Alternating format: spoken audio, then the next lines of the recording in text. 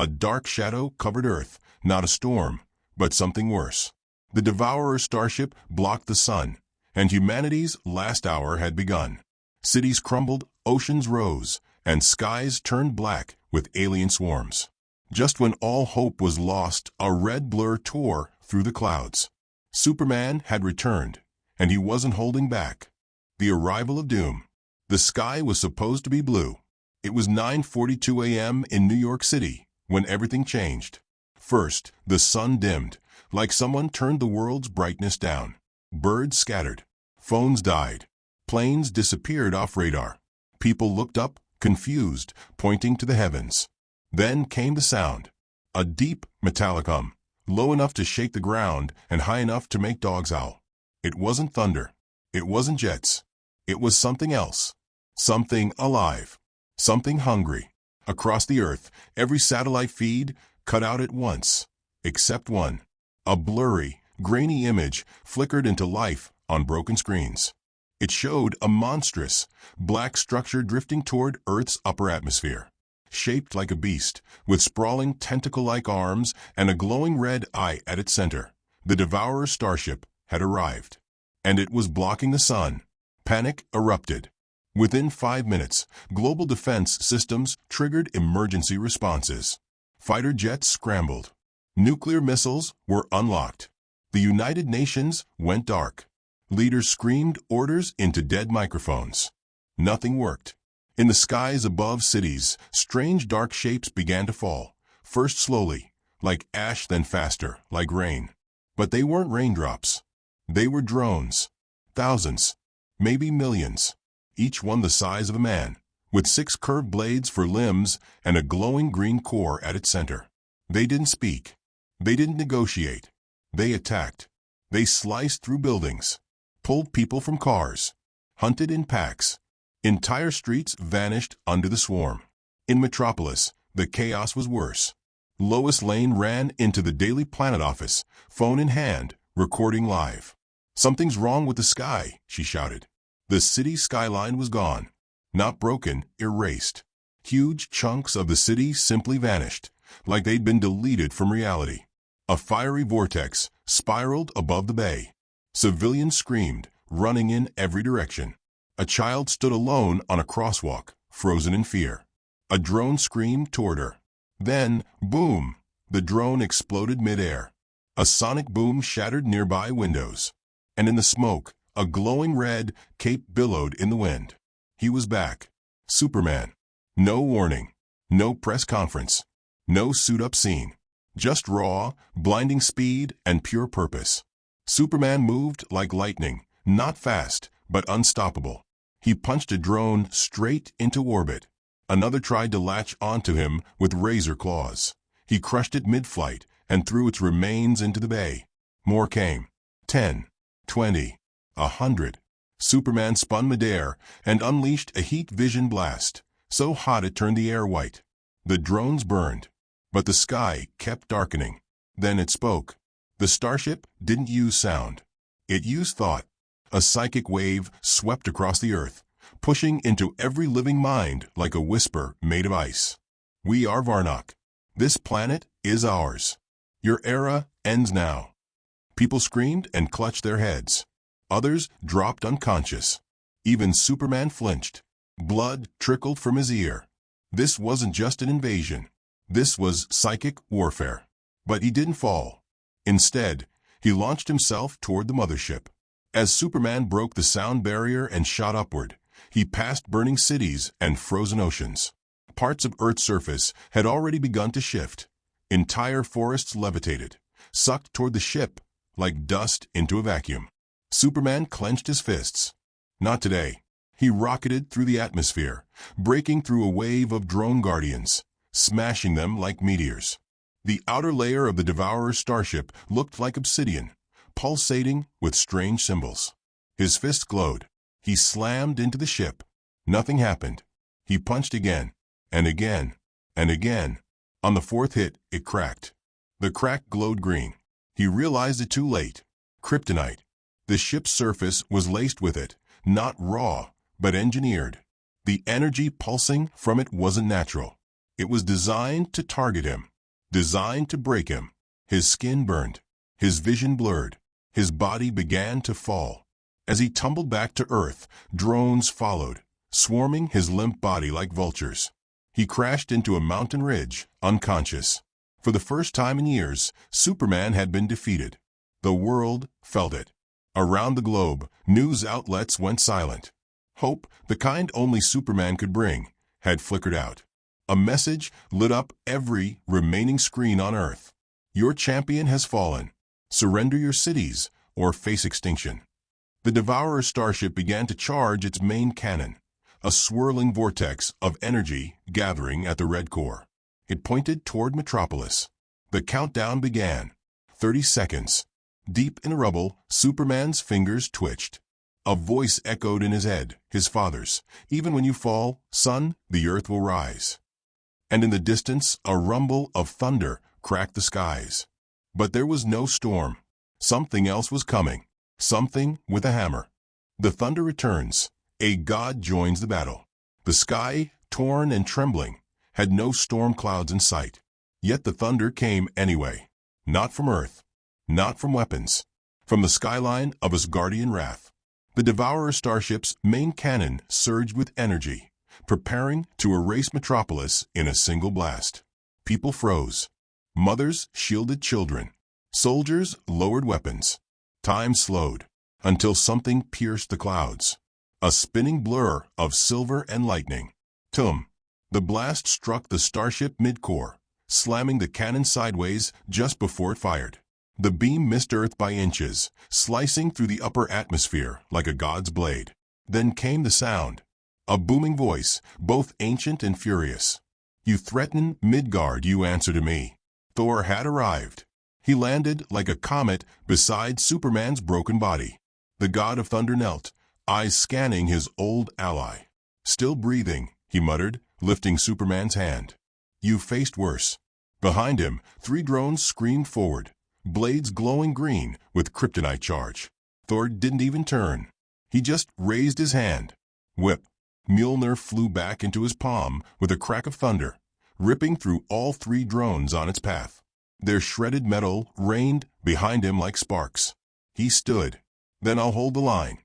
With one swing, Thor leapt into the air, spinning Mjolnir with a roar that cracked the air. He rocketed toward the Devourer Starship, eyes blazing. The ship responded instantly. Hundreds of alien war drones detached and rushed toward him, forming a death swarm. Thor smiled. You should have brought more. He spun mid-air, summoning a tempest. Lightning coiled around his body like a living serpent. He became a storm incarnate. Then, boom, he crashed into the swarm like a bomb, Mjolnir smashing through drones like toys. Metal shattered. Circuits fried. The sky lit up with a storm unlike anything Earth had ever seen. Inside the starship, the Hive Queen Varnock snarled. The psychic field rippled. The false god has returned, she hissed telepathically to her commanders. Deploy the Mind Harvester. Break his will. Across Earth, people began collapsing, again, holding their heads, as the Hive Queen poured psychic energy into the minds of all who watched. Thor grunted mid-fight. His flight slowed. He clutched his head. The voice was inside him. You are not a god.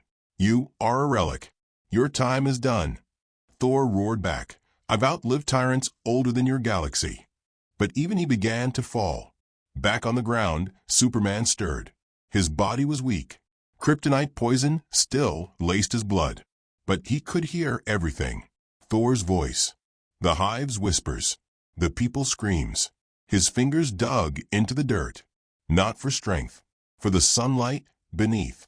With a burst of rage, he punched into the earth, carving through rock until he hit the hot core of light, lava, heat, radiation, pure energy.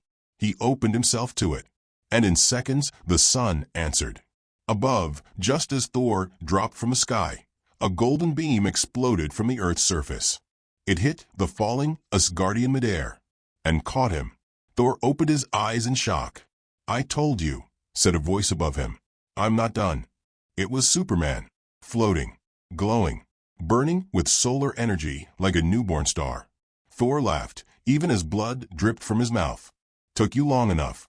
Superman smirked. Was waiting for the right entrance. They both turned toward the ship. It had opened. A massive portal, swirling with alien energy, revealed a towering figure. The Hive Queen Varnock herself. Insectoid armored, 10 feet tall, with wings made of black crystal and a face that shimmered with 1,000 eyes. So you are Earth's champions, she hissed. Let me show you extinction. Superman cracked his neck. You talk too much. Thor tightened his grip. Let's finish this. Together, they flew forward. One wrapped in lightning, the other in solar fire.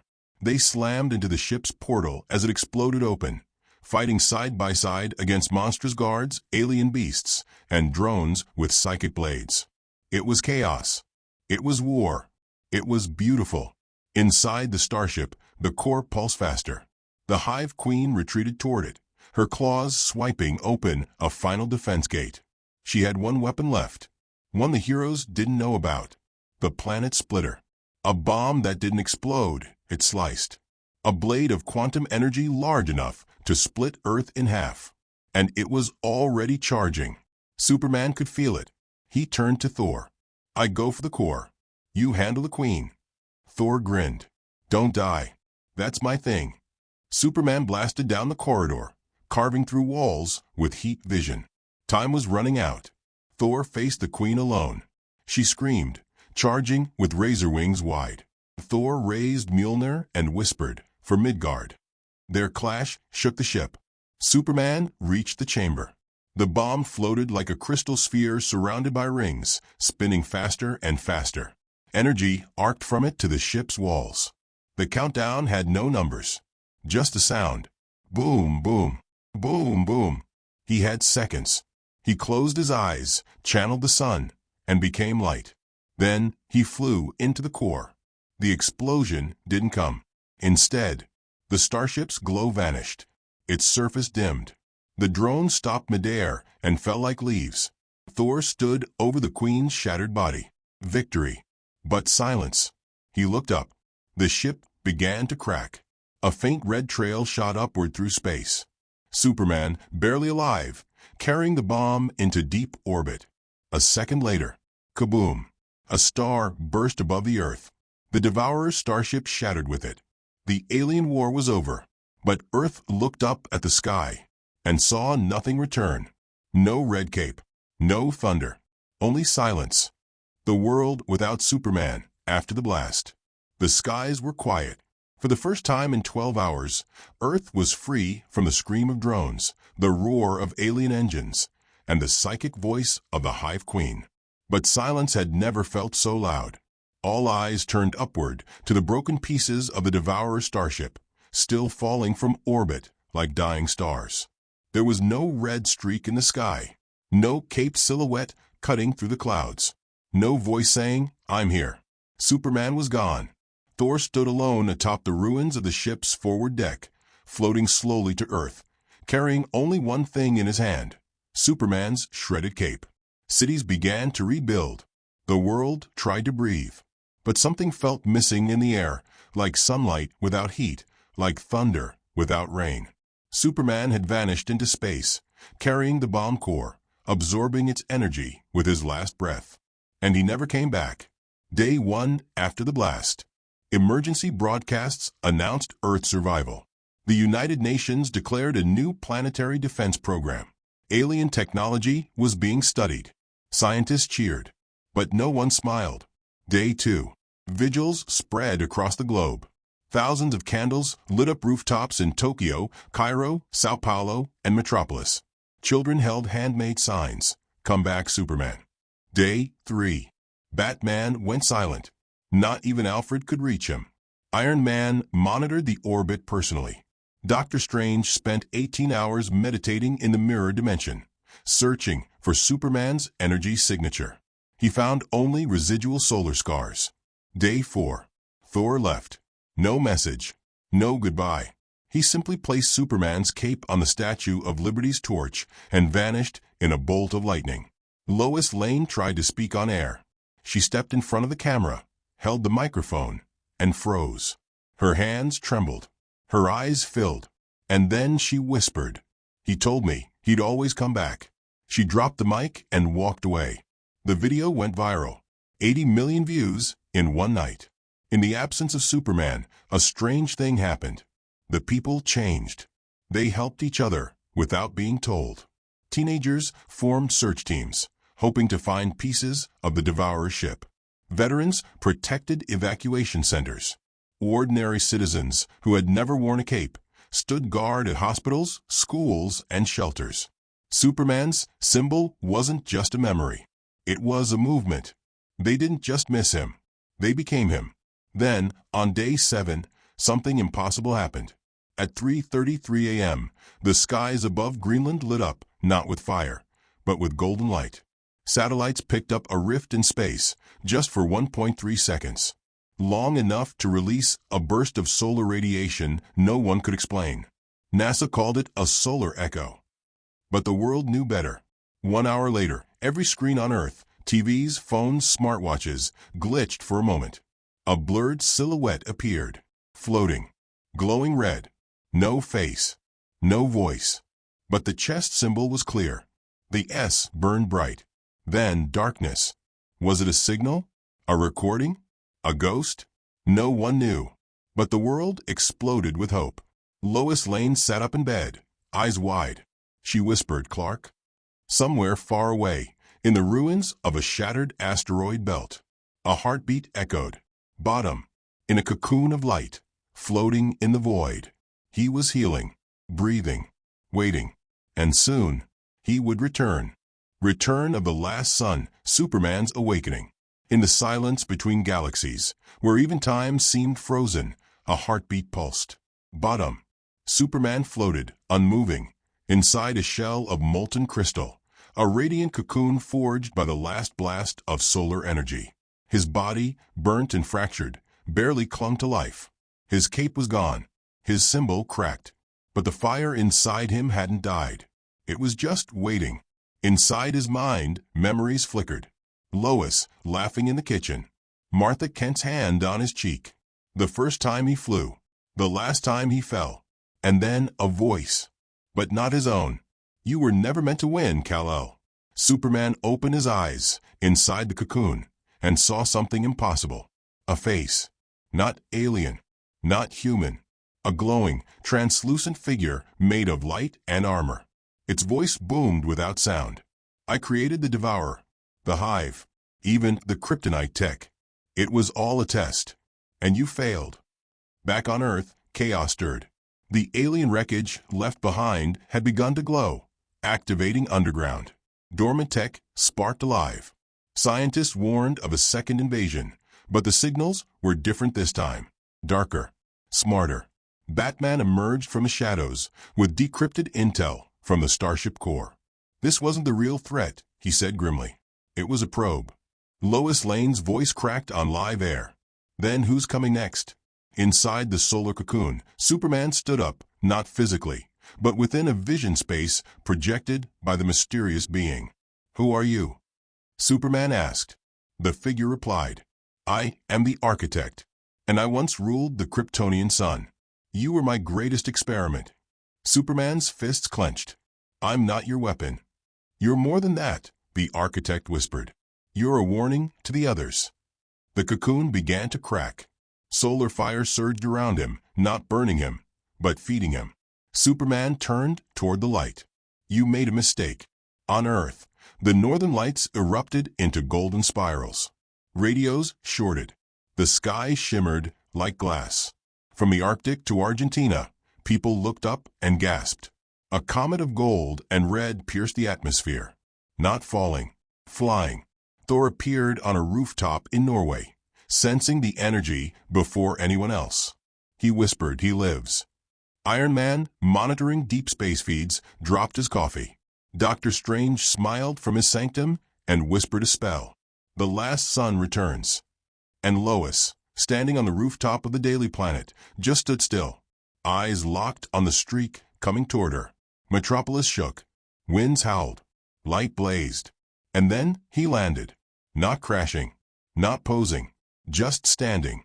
Glowing faintly. His suit burned away. his skin marked with solar scars, his symbol freshly reborn, pulsing like a star. Superman was back. The crowd didn't cheer. They cried. Even the sky seemed brighter. Lois stepped forward. "Clark?" He smiled, tired but real. "I had to see the end before I remember the beginning." She hugged him like the world depended on it. Maybe it did. But far beyond Earth, in a hollow galaxy of dying stars, the real architect sat on a throne of black suns. He watched the return. He did not blink. The prototype survived. Fascinating. Send the others. Behind him, 7 sealed vaults hissed open, each containing a different weapon. One wore a cracked S symbol. Another looked just like Thor, but broken. Earth had won the battle. But the real war had just begun. Rise of the Dark Echoes, Earth's final stand. They came without warning. 7 lights pierced the sky, not comets, not meteors, but living weapons. They landed across the Earth, deserts, oceans, forests, cities. Each one emerged from a sealed pod of alien alloy. Each one looked familiar. The first was a twisted mirror of Superman, same symbol, but inverted. Black suit, red eyes, no mercy. He lifted a bus of civilians in Chicago and crushed it. The second appeared in Tokyo, wielding a warped version of Mjolnir. His thunder scorched the skyline. By nightfall, 5 more followed, all dark echoes, each built in the image of Earth's mightiest protectors. Created by the architect, they weren't here to conquer. They were here to replace. Superman arrived over the Pacific, his fists glowing white-hot with solar rage. He hovered in front of the corrupted version of himself. "You're not me." The Dark Echo smiled, teeth like blades. "No, I'm what you could have been if you had no weakness." They clashed in midair, sonic shock waves splitting the ocean. Lightning rained across the world. Cities trembled. Elsewhere, Thor fought his dark twin in the burning ruins of an Asgardian outpost. Batman outsmarted his own Echo using a time-delay EMP rigged to his own heartbeat. Doctor Strange faced his mirror self in the astral plane, a battle of time, memory, and pure will. But they were outnumbered, outmatched. The Echoes didn't tire, didn't doubt, didn't hold back. And then, Earth's last hope flickered. Superman dropped to one knee. The Dark Echo stood over him. "You're obsolete." Suddenly, a beam of blue light slammed into the Echo, sending him crashing into the sea. From the clouds descended Lois Lane, wearing stolen alien tech, piloting a Kryptonian-powered aerial suit. She extended her hand. "Get up." Superman blinked. "Lois, you fight for us. So let us fight for you." Behind her, every hero, every survivor, every soldier who once feared defeat stood tall. United, Thor threw his hammer one last time, shattering his Echo into ash. Batman detonated a grav bomb that deleted his twin's neural network. And Superman, with Lois's help, flew straight through his dark twin, burning with light from every life he swore to protect. The war was over.